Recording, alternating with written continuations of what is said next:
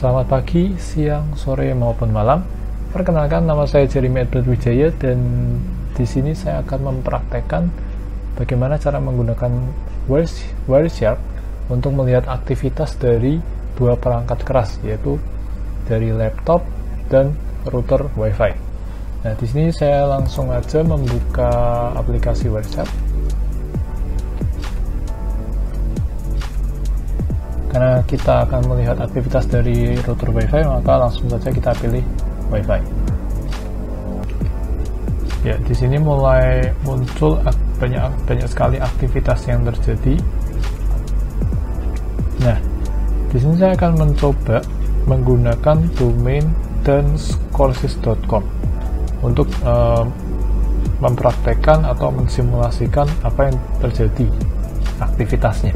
Nah, tapi sebelumnya kita cek dulu IP address milik kita sendiri menggunakan command prompt, lalu ipconfig/all.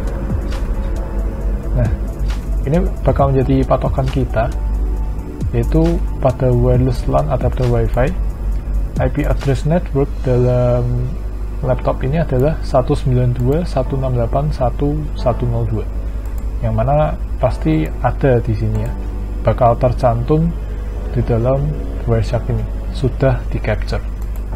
Ya, seperti ini, dia muncul beberapa kali, entah itu dia meminta maupun dia merespon. Nah, setelah itu, untuk mengecek IP dari dancecourses.com yang nanti akan kita jadikan simulasi, kita gunakan ping dancecourses.com. Nah, di sini kita bisa langsung mengerti IP-nya, yaitu 35.208.058. Oke, cukup sampai situ. Lalu kita langsung membuka saja dancecourses.com. Setelah saya buka dancecourses.com, langsung banyak sekali data yang masuk ke sini. Nah, di sini saya akan mencoba filter, yaitu saya menggunakan protokol TCP aja yang warna hijau. Jika kita lihat di sini, aktivitas yang terjadi, yaitu yang pertama, dia pasti meminta terlebih dahulu ya. Jadi dia meminta terlebih dahulu, sekuensnya juga masih 0, di sini sekuensnya 0, lalu dia akan naik menjadi sekuensnya 1. Di sini juga nanti sekuensnya 0 lagi, sekuensnya 1. Ya, di sini dia masih seperti meminta respon dari IP address milik si dancecourses.com. Jadi ini kalau kita tahu kan tadi ini adalah IP network dari laptop ini, dan 35 ini adalah IP dari dancecourses.com. Ya, dia menggunakan protokol TCP atau Transmission Control Protocol. Nah, di sini dia meminta, lalu nanti akan dikembalikan, dia akan merespon. Jadi si IP dari dancecourses.com ini dia akan merespon atau dia melayani. Di sini kemudian dia bisa meminta lagi, dia melayani. Jadi mereka saling berkomunikasi satu sama lain. Ya, ini berlangsung cukup banyak di sini ya. Ya, ini baru TCP-nya. Berlangsung cukup banyak ya, sampai sini juga. Ini baru TCP-nya, belum untuk HTTP-nya. Yang mana HTTP-nya ini dia termasuk bagian dari aktivitas yang ada dalam ketika kita mengakses dancecourses.com. Ya, jadi dia ini beberapa kali mendapatkan websitenya dari dancecourses.com, lalu dia meminta, dia nanti melayani lagi sesuai dengan source dan destination-nya. Nah, kita ambil contoh dari TCP-nya, salah satu yang terjadi, misalkan ini. Kalau kita lihat di sini bawahnya ada frame, lalu ada juga Ethernet 2 atau Internet Protocol version 4, dan juga ada Transmission Control Protocol di sini. Ya, yang pertama frame terlebih dahulu. Jadi di sini sesuai dengan sequence-nya, ketika kita memilih suatu frame atau sequence-nya, urutannya, maka nanti dia akan menampilkan frame berapa, 1638. Jadi di sini dia ada panjang frame-nya adalah 54 bits. Di sini kita juga bisa melihat waktu yang dibutuhkan dalam meminta maupun merespon. Di sini juga ada capture length-nya yaitu 54 bytes. Lalu protokol yang digunakan adalah TCP. Nah, kalau apa yang kita lihat ini adalah physical layer-nya. Jadi physical layer sendiri itu dia adalah layer yang paling awal. Layer yang paling awal, terus dia juga layer yang dekat sama hardware. Nah, karena dia dekat sama hardware, jadi fungsinya adalah mentransmisikan sinyal data, entah itu analog, entah itu digital. Ya, ini physical layer-nya. Ya, kita bisa lihat di sini. Lalu habis physical layer-nya di frame 1638 ini, bawahnya langsung data link layer. Jadi di sini ada source-nya. Source-nya adalah IP network yang terdaftar di laptop ini, yaitu MAC address-nya E094675658C0. Lalu destination-nya adalah ini ya, MAC address-nya 14918236D3J2. Ini adalah destination-nya, ini adalah source-nya. Destination-nya adalah router yang kita gunakan tadi. Kalau data link layer itu dia fungsinya juga menyediakan interface buat network layer yang nanti ada di setelah data link layer. Lalu dia juga mengatur aliran data seperti ini ya, kayak tadi dia meminta, terus dia merespon, melayani dan sebagainya, saling berkomunikasi, beraktivitas bolak-balik. Terus dia juga berurusan dengan kesalahan transmisi. Jadi kalau misalkan kalau misalkan physical layer tadi kan dia mentransmisikan sinyal data, nah data link layer nanti yang berurusan dengan kesalahan-kesalahan yang ada, yang muncul. Nah setelah itu, untuk MAC address sendiri gimana cara ngeceknya MAC address? Nanti kita sudah memperagakan IP config /all. Ya, di sini ada physical address-nya.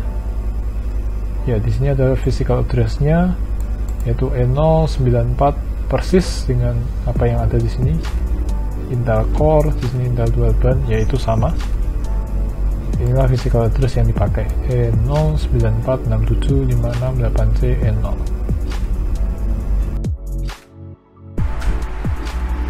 Ya, selamat pagi, siang, sore maupun malam teman-teman.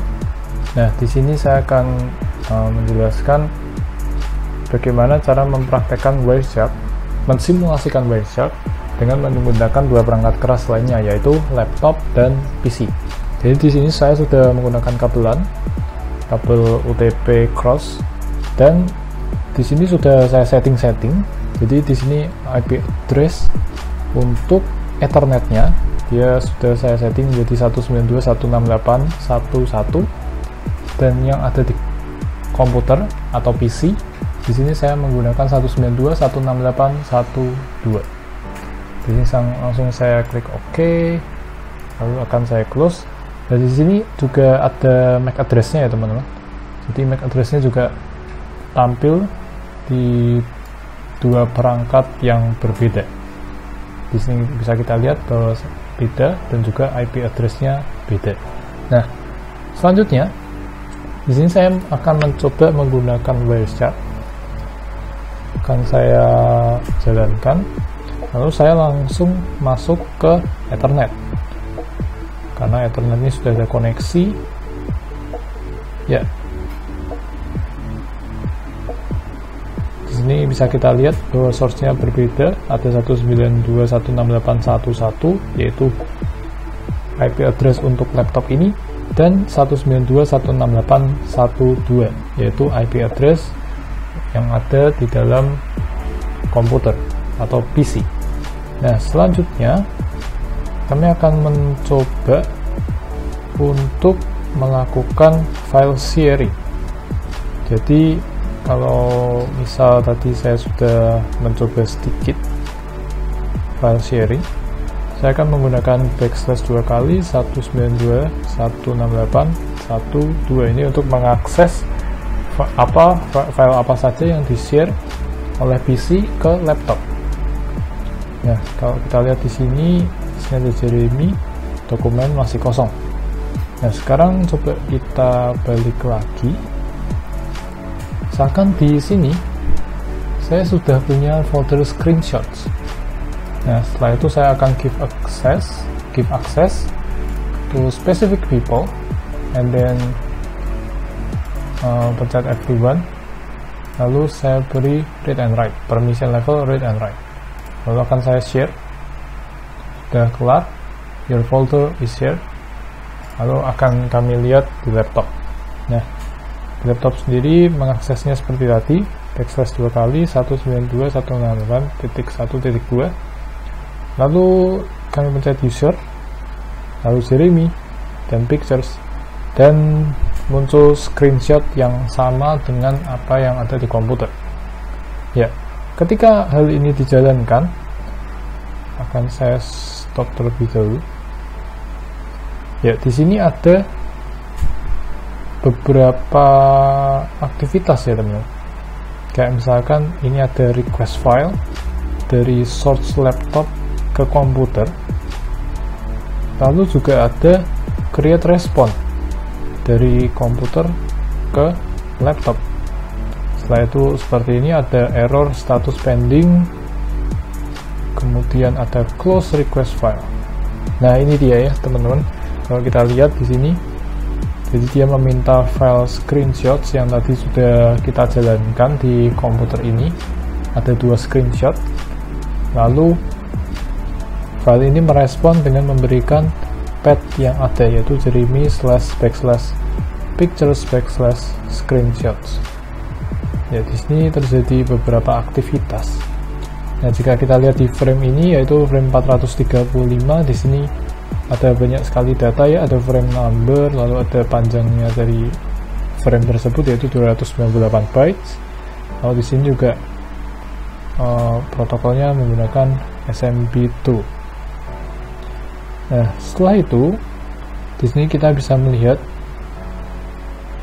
dua MAC address yang berbeda ya. Kayak tadi udah aku bilangin, desti source-nya adalah gigabyte sekian dengan MAC address 40 8D5C EF9E58. Ini adalah MAC address yang ada di dalam komputer yang tadi sudah kita cek di sini. Lalu di sini adalah MAC address untuk apa yang ada di dalam laptop tadi, yaitu 00, 03, 05, 13, 02, dan 32. Ya, persis sama ya. Kalau kita cek di sini 00, 03, 05, 13, 02, dan 32. Ya, ini aktivitas-aktivitas yang terjadi sangat banyak, padahal hanya membagikan satu file, satu folder yang berisi 2 file. Di sini dia sekali lagi create request, create response, dan masih banyak lagi. Dan mereka ini saling berkomunikasi satu sama lain ya.